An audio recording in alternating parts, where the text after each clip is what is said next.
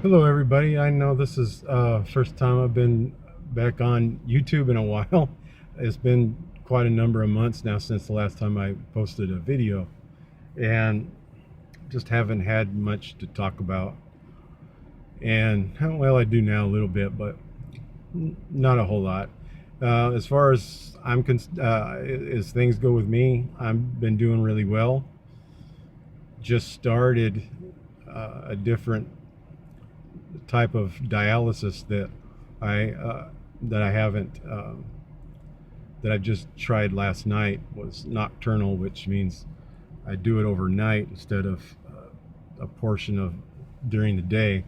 And so far I like it. We'll see how it continues to go, but it is, hopefully it'll free up a lot of time during the day for me and give me a lot of um, help me feel better. So I think that's the main goal right now.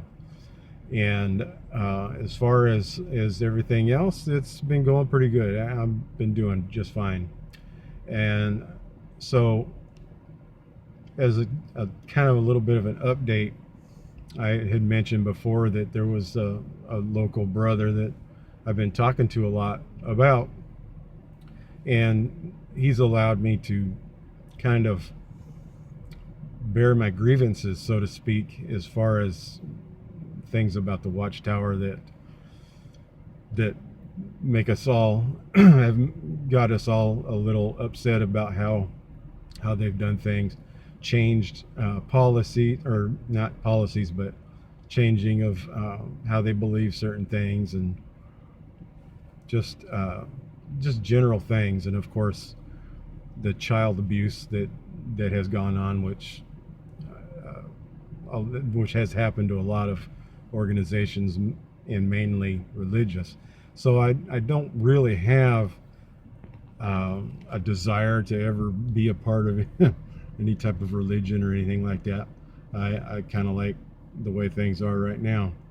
Um, but anyway, at any rate, I've mentioned before, my children are involved with the witnesses, and that's fine. That's what they want, and I support them in that, and so it's going okay. They understand my viewpoints, and they don't, they're not going to treat me bad or anything like that. Which, that's the main thing. You don't want alienation, which can happen to a lot of people, and I've known many that have. It's just it's hurt their family.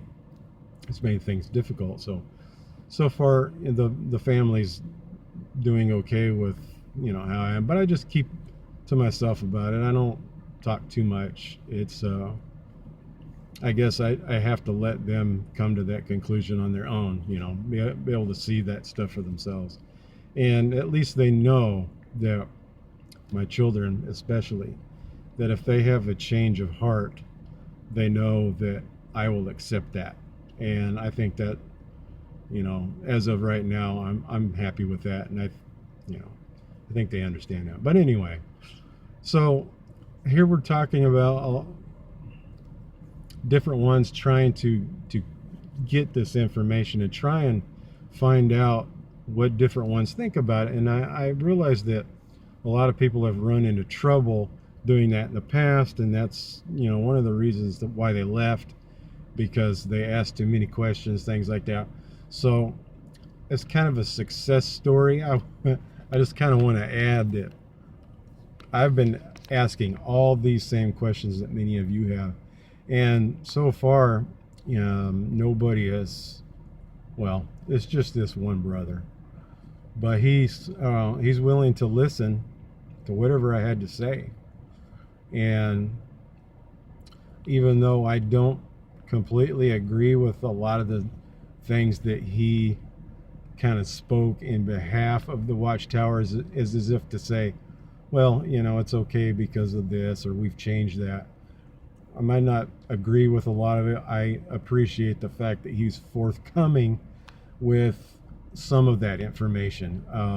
One of the things that he mentioned was, when it came to abuse, things like that, that of course they don't use that two witness rule, that many ex-witnesses have really kind of pounded on, because after all, when it comes to child abuse, who in the world is going to actually be there that the abuser is going to have witness him doing it? Although I'm sure that they have, and they just don't say anything.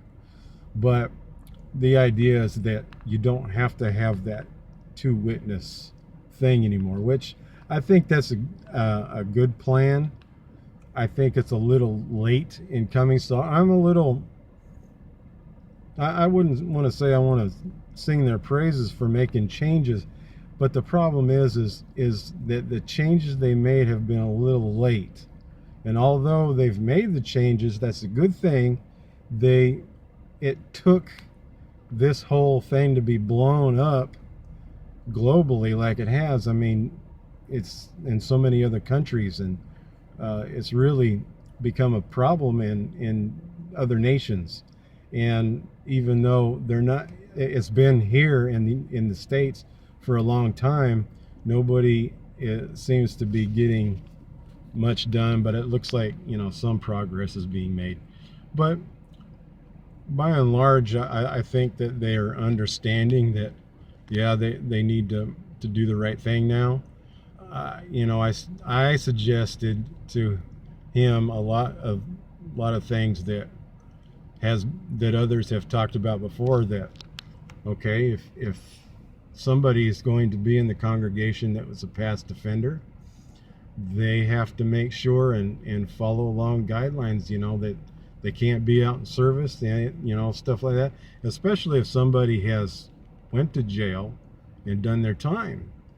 I don't have a problem with them wanting to, get back, so to speak, but as long as the brothers know that, hey, this person here has a problem, it's just like they would always mention, be careful if you're going to have a gathering of people at your home, and you know that one of the friends there is alcoholic, don't serve alcohol.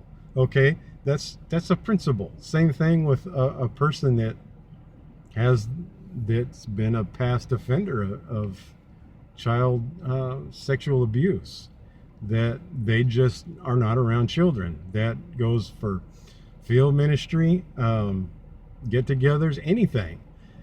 To the point where it's like, hey, you're going to have to find a different way to do your ministry. You can't go public, because that, by stopping them from doing that, you're protecting the congregation, you're protecting the person, even though I know in the end that's not high on a lot of people's priority.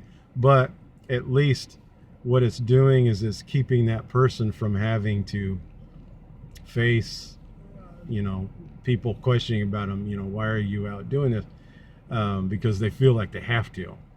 Plus, I think this covers an even bigger thing, is that it protects the community as well. I think that if you're going to be an organization that's priding yourself on the community service you do as far as the ministry is concerned, which to me, I don't think that it can be classified as that, but that's what they like to classify it as. So if you're going to put yourself in that position, then you need to be mindful of your community and what's going on. So if you have people out there that are offenders, then you can put people at risk that are just householders, people in their homes.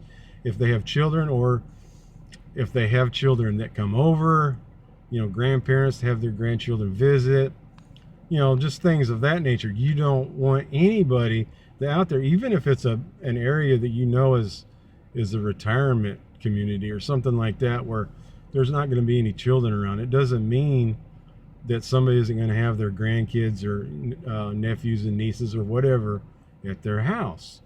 So it's still going to happen, which means that, hey, you can't be out there. So those are just, kind of things that I threw out there. And, whether he listened to that or not, or even took it to heart, I don't know. It's not, it's not something I'm going to follow up with him about, is, to make sure, because as far as I know, there's nothing like that here in this town anyway. But it was interesting because when I talked about these cases, especially bringing up the Australian Royal Commission, and of course he had heard about it from me, but he didn't know any more about it than that. But I think he knew more than he led on to believe. And and I brought to the attention that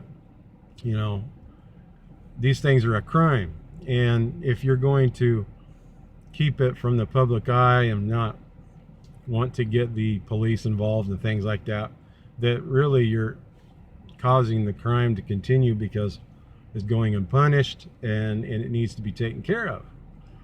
Not just because of it was for the sake of what happened, not just who it was or anything like that.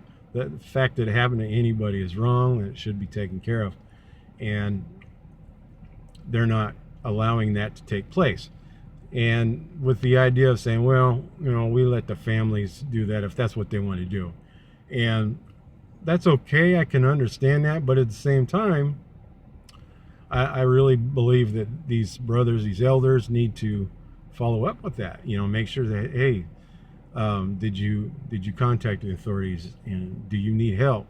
Do you need somebody to go with you? I really think that supporting the families and elders doing that, I think that goes a long way with taking care of that congregation, making sure that the child gets some kind of help, counseling, whatever needs to be done, that they go ahead and do it, and that they're there to support the families. I think that goes a long way in helping to heal from that process. And let's face it, when you go through such a horrible ordeal such as that's not going to go away overnight, and it might not go away at all. But if you have somebody there from the start that's willing to say, okay, this happened, I'm so very sorry, we're going to make sure that this person doesn't do that again, and we're here to help you in any way that we can. Yeah, we might not be educated in being able to provide these types of services, but because of what we represent and that we're here to take care of the congregation, we want to support you and do anything to help you out in this regard. And let's face it, if brothers say, well, the elders have families of their own, they don't have time to do stuff like that.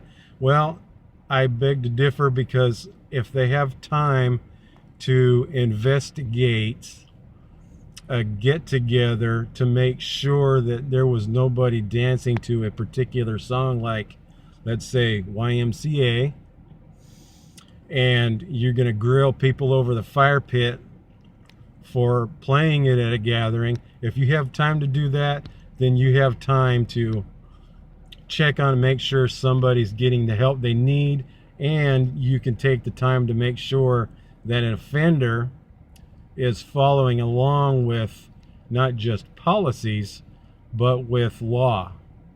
And I think that's important. So when I say that, one of the things that I'm kind of getting and that I'm kind of thinking about is, let's say somebody offends and they get caught and they call the police like they should. And this man goes to trial and gets put in prison. So he comes out and he wants to get back, because this has been his religion all his life. He wants to be back. So the idea is that this person needs to register as a sex offender. Well, I think that it behooves the elders of the congregation to make sure that that's what he does. Make sure that he did register.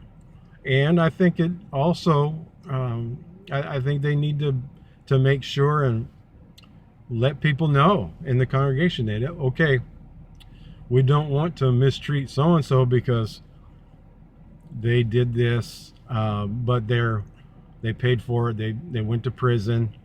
They're having counseling. We follow up. We've made sure that they're registered as a sex offender. Just want to make you families aware of this, so as not to keep your guard up around these people.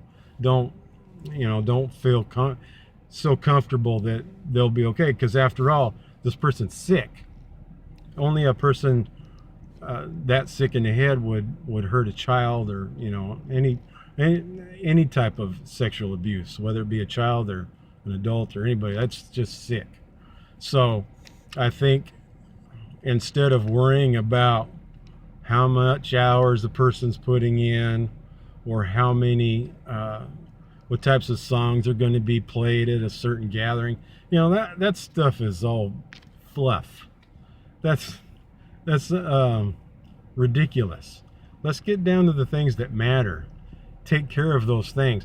Take care of families. Even if there isn't anything like that going on, there's people that are hurting. People that are poor and just can't afford anything or whatever. That if the brothers can't help them out financially, which is fine, I understand that.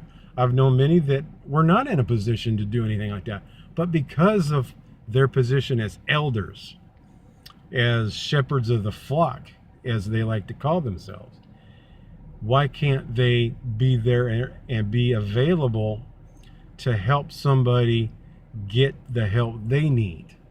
So, if somebody has a bunch of kids or something like that, why can't you, take them and say, okay, let's go get this taken care of, and you go in there and meet with these people, do whatever you have to do to get the help that you need. I know you have a family, so, let's take that off of your plate for a little bit, whatever the case may be.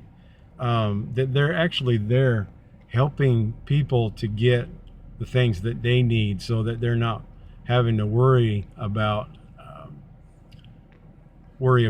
these finances, things like that. I think it's important to be able to reach out as a community service.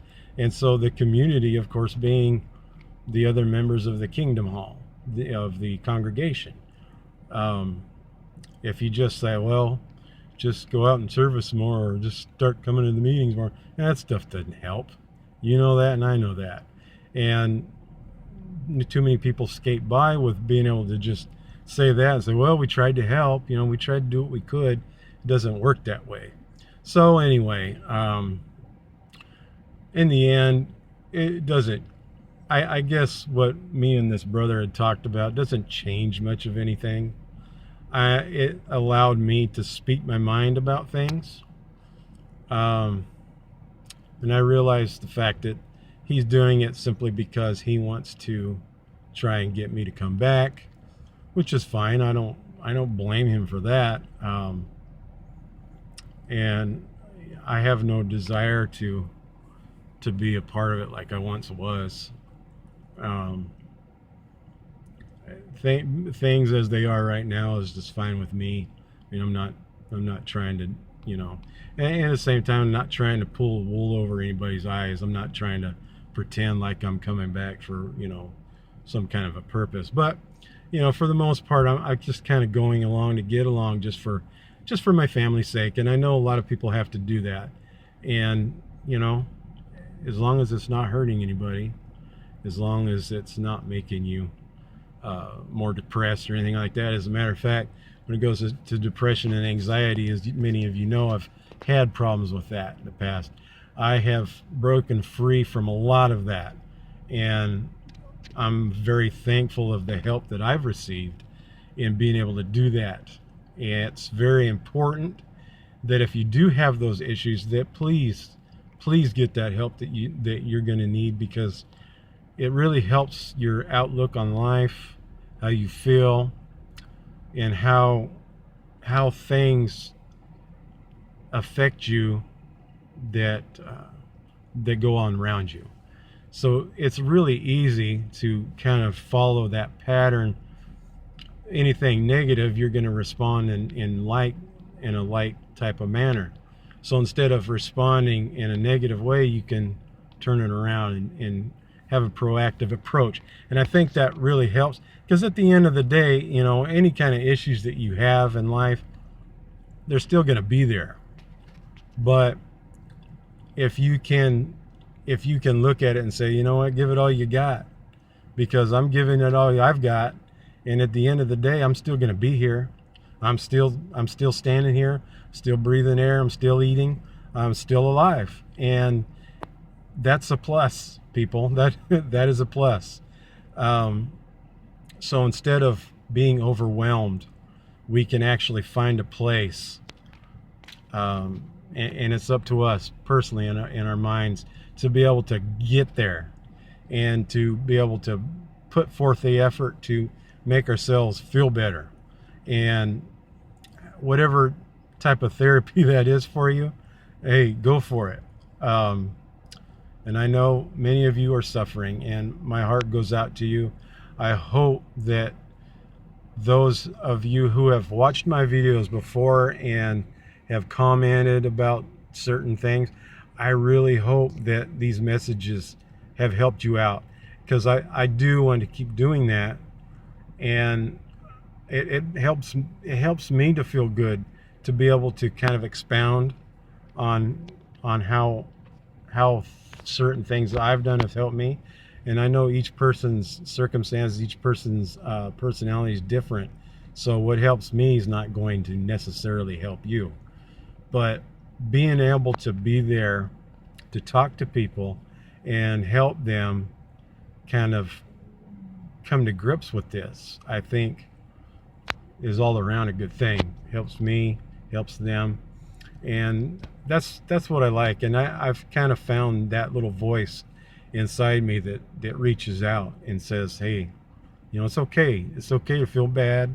It's okay to be angry, and let's allow it time to pass and bring it out, open up about it. And then here's some tools that help you get through it. Things that have helped me personally. Maybe they'll help you. And being it just, having the mindfulness of knowing what the problem is and being able to openly tell somebody, hey, here's these things. And I don't judge. I just don't do that. To me, that's ridiculous. Just being judgmental, when somebody says, oh, this is how I feel about this or that. And then for somebody to say, well, I think you really need to search deep down inside and see where you stand on this. This is dangerous. That's judging. That's being judgmental.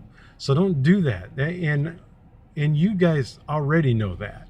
So I'm kind of speaking to anybody that comes across this, not to do that, because that's what hurts. Nobody can just sit there and say, well, I have all the answers, and I'm going to tell you, nobody has all the answers, and that's okay. That's the idea of it. If we can at least be able to open up to each other and say, you know what, I don't like this because of this, because of that, and be able to understand that not everybody's going to feel the same way about certain things. So I don't know. Maybe I'm just rambling, and I'm sorry if I am, but I'm really glad that I've found peace for myself. And right now, my life, or my family and I, are living at peace, even though I think differently. Nobody mistreats me. Nobody shuns me or anything like that. So that's never been a problem. And I realized that, again, here I've been making these videos now for a couple of years, and if somebody stumbles across it, somebody's going to say something, and if that happens, it happens. But I don't tell anybody about it, and eventually they'll come across it. Who knows? And I don't worry about that, because this is something I'm doing for myself, and really for others too, because I don't know, I want others to feel good too.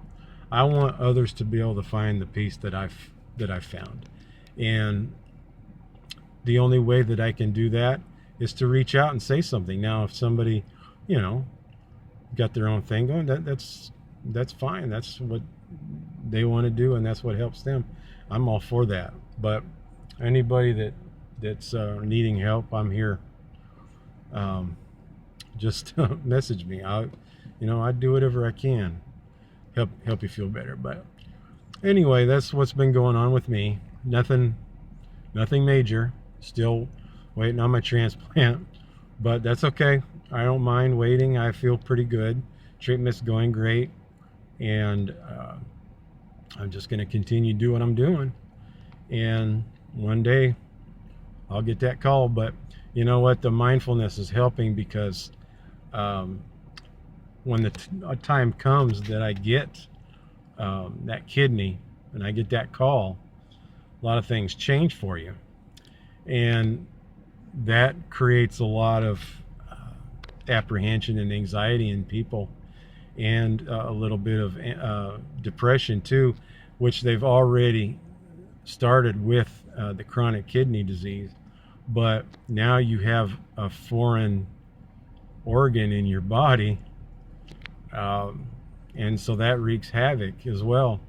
And trust me, I've done a lot of research on this, and there's a lot there for the mental outlook as well as the physical. So as far as the physical goes, it's great. I mean, I'm doing everything right, but really that mental attitude, that mental ability to comprehend the changes you've already gone through, and the huge changes you're going to be. Here you have someone else's body part inside you now, and your body's naturally going to want to fight that. So you're going to be on medication to keep that from being rejected for the rest of your life. So this has been a huge thing for me, people. For the past 3.5 years, I have really come a long way as compared to where I was.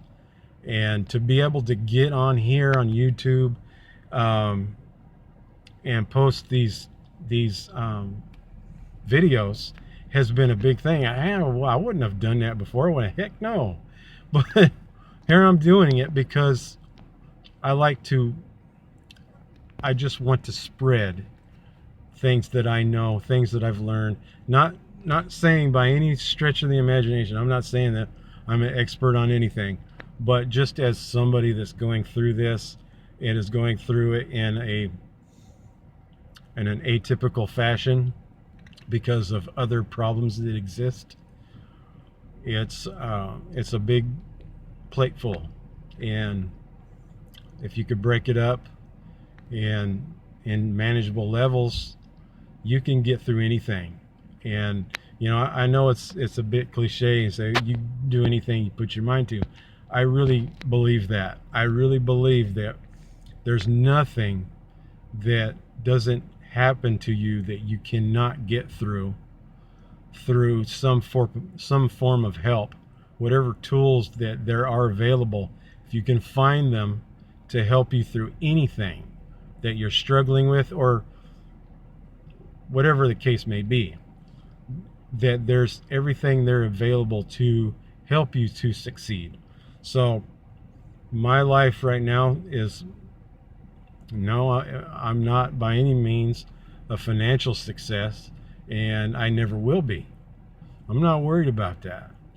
I want to be a success personally for my physical health, my mental health, and for my spiritual health as well. And that's important to me, and I'm sure that it's important to anybody who's watching this video right now. So didn't mean to go this long, but I had a lot to say. And sometimes instead of sitting down and putting it all together like I should, I just go off the cuff and just kind of let myself go. So I'm sorry if I'm going 1,000 miles an hour here. I don't mean to, but like I said, I had a lot to say, and I really hope that you're all doing well. Anybody that's watched my videos before, I think a lot. I'm so appreciative of comments, and please comment some more, because it's really nice to start a conversation. But I really do, deep down inside, I really hope and I wish the best for you all, and that you can find that common ground yourself and feel much better. and enjoy life. Just having a fun life. You know, I mean, yeah. So there you go. I won't say anymore. I've said enough already. Thank you guys for watching. You know, I'll do some more. I haven't done much of anything. Just had a lot of things going on, but everything's good. So keep up the good work, people, and we'll talk to you out there. And have a wonderful day. Goodbye.